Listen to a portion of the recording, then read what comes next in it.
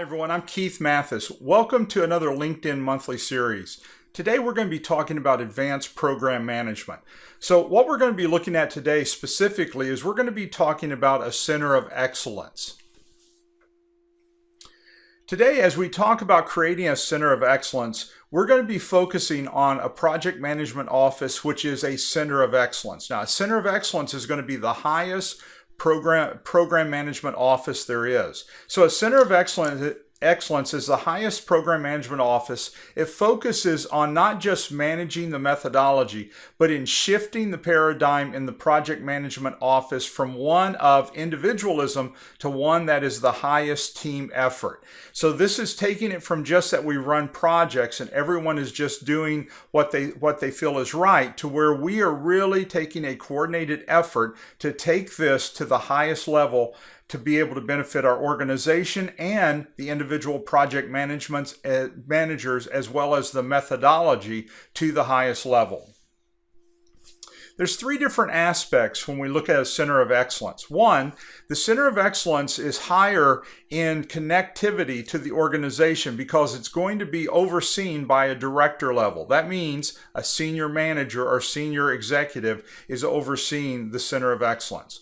Also, the emphasis is on continuous improvement. We're constantly looking at the methodology to make sure that we are streamlining the methodology, the project management methodology, so that we are able to produce our projects as fast as possible. And then third, we're going to have dedicated project managers. These project managers and program managers are not going to be shared in different places. So we don't have project managers that are working part-time running a project and also doing operations on the other side. Now let's talk about director oversight. With director oversight, director level reduces the challenges and opens doors so that projects are not bogged down.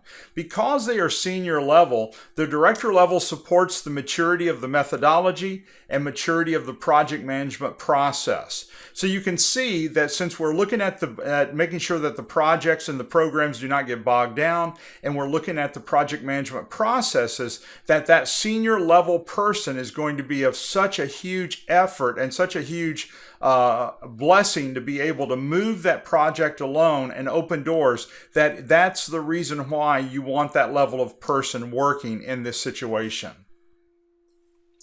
Also, they're going to be part of continuous improvement. Now, the Center of Excellence desires success, and new processes will be attempted to push for success. Now, these new processes does not mean that each of these processes are going to be successful every time. You're going to have trial and error in some of these situations. What will work in a large project might not work in a smaller project. Old processes which do not add value and take time will be discarded, and so you're going to be evolving some of these processes to be able to put together what's going to be a lean mindset, at the same time some new best practices. Both management and the frontline employees are going to be working together, going to be giving input on how these processes are running, but you're looking for something that's going to be giving value to the organization for both your projects and for your programs.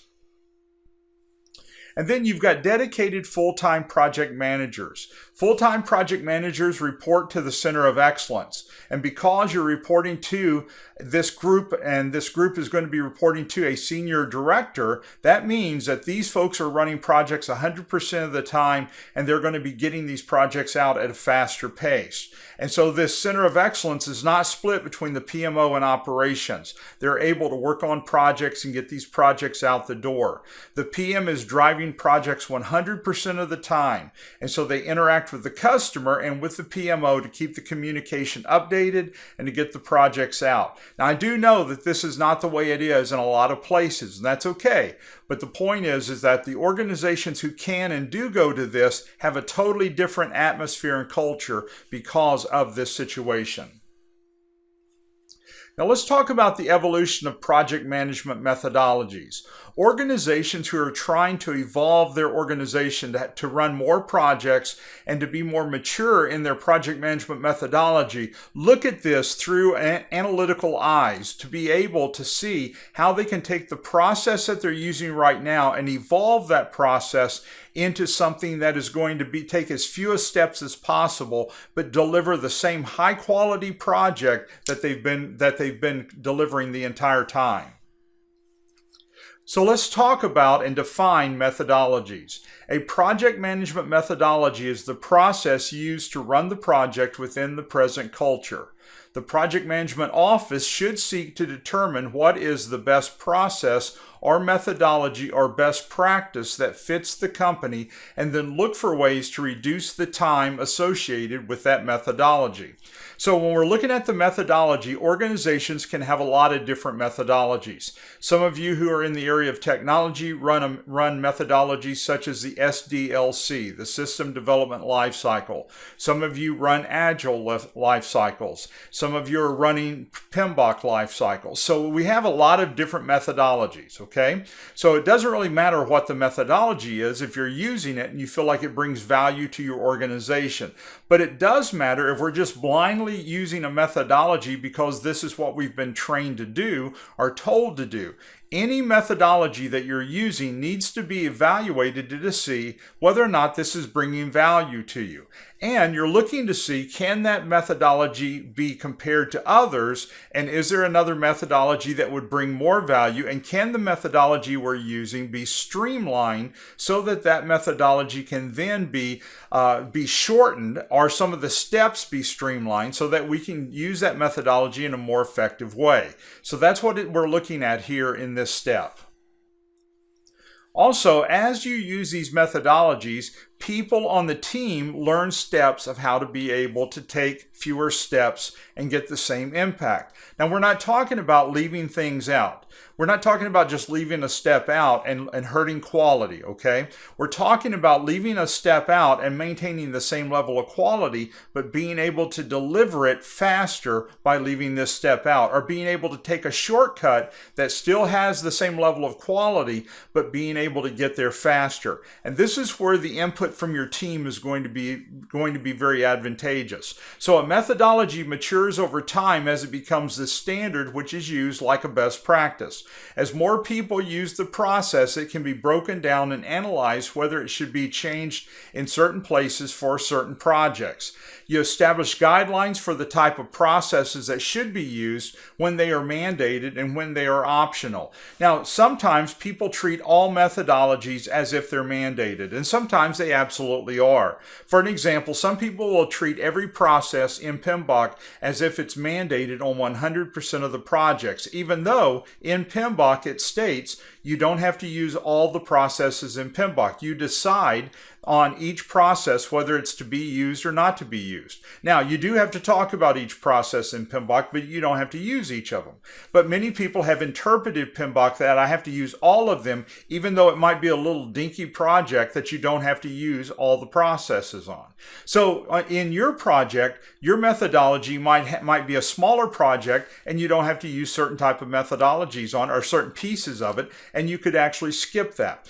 That needs to be the reality of what happens in project management. To overkill a project with methodologies and processes that are not needed is crazy. It makes no sense. And that's the reason why project management gets such a bad rap from some people, because we're weighing them down on these big, bulky, crazy processes that are not needed. And that's the reason why many people are saying, forget that stuff. I'll run it on my own with my own processes and I can deliver something that's high quality.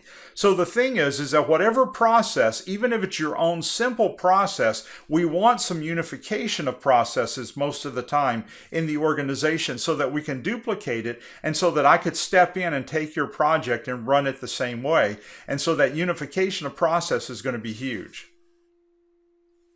Now, managing methodologies will depend on several things. And one of the biggest things that it depends on, since we're talking about PMOs, project management offices, is going to be on this type and the structure of the PMO. Now, you know that there are really three different types of PMOs. One is going to be called directive, one is going to be called controlling, and one is called supportive. Now, these are right out of PMBOK, as you know. Now, a directive type of PMO has the most power. A directive type of PMO normally has control over most of the projects. They have the most power. They can step in and fire the project manager. They can fire the vendor in some cases. They have control over the methodologies. They have control over the projects many times. And so they have the most power.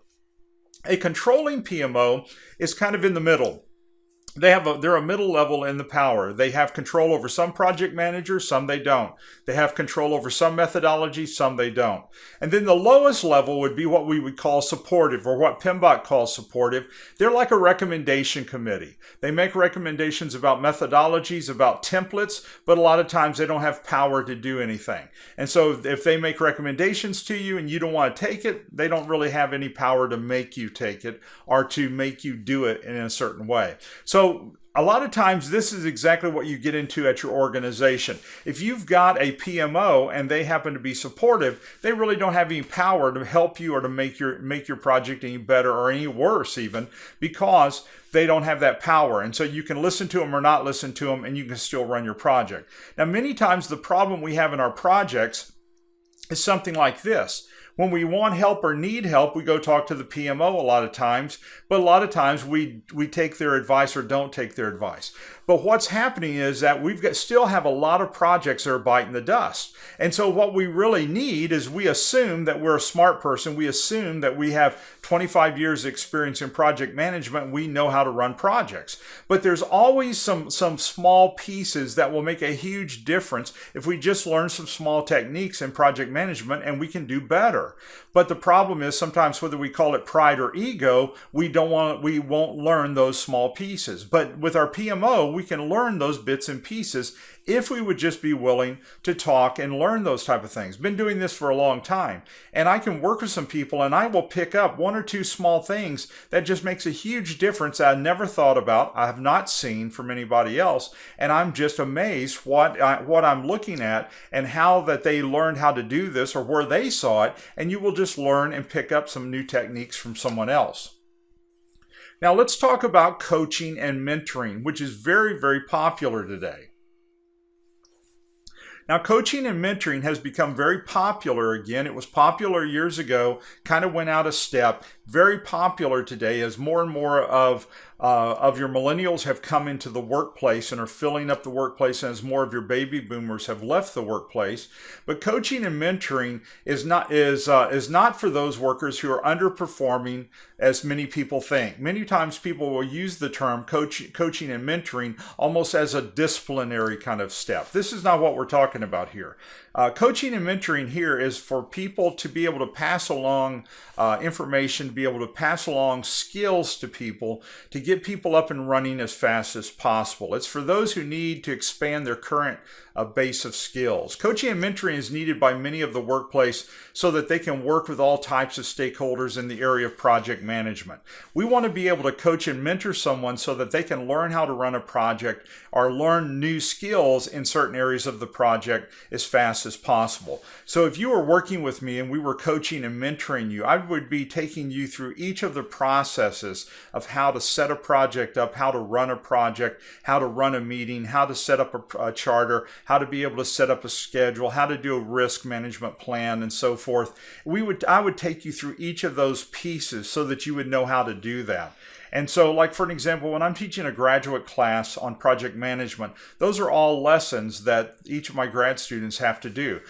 They have an assignment for creating a charter. They have an assignment for creating a risk management plan, for creating a schedule, and so forth. And so what happens is that they have to turn those in. And so at the end, they've turned in all of these major documents. And that's exactly what you're needing to do as well when you're coaching and mentoring people. And you're wanting it to be more encouraging than you are critical. People are going to turn stuff in that's missing different components. That's fine. But when you're telling them and giving them feedback, you're going to talk about what they're missing for sure. But at the same time, you're wanting to make sure that you're very encouraging to them about what they have included. And then when you are talking about what they need, you want to make sure you're very encouraging to them.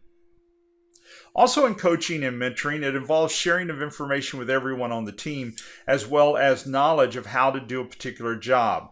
Sharing of knowledge will be saving the organization money in the long run. It'll expand the core competencies of the workers for the future.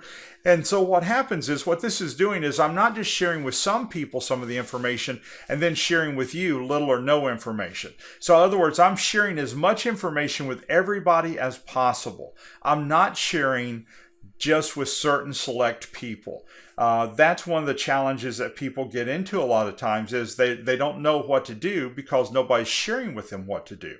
I want to share with as many as possible. Now, this slide here, this just tells you a little bit about me and also gives you some information to be able to contact me. If you have some specific questions about advanced program management or project management, feel free to make contact with me. I'll be glad to talk with you or answer your question. I hope you enjoyed this little video, and if I can answer any of your questions, I'll be glad to. I hope you have a great day, and I hope the rest of the week goes well for you. Have a great day. Bye now.